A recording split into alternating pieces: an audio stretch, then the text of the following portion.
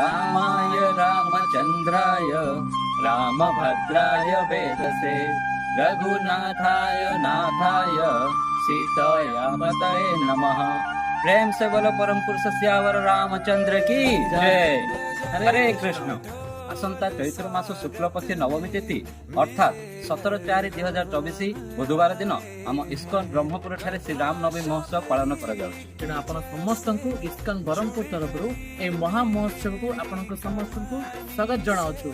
आशा करुछु आपण माने उक्त कार्यक्रम रे योगदान करी साधु संगे भगवान श्री रामंकर कथा श्रवण कीर्तन एवं प्रसाद ग्रहण करिवे। ता सहित इस्कन ब्रह्मपुर यूथ फोरम तरफ एक सुंदर नाटक व्यवस्था रही।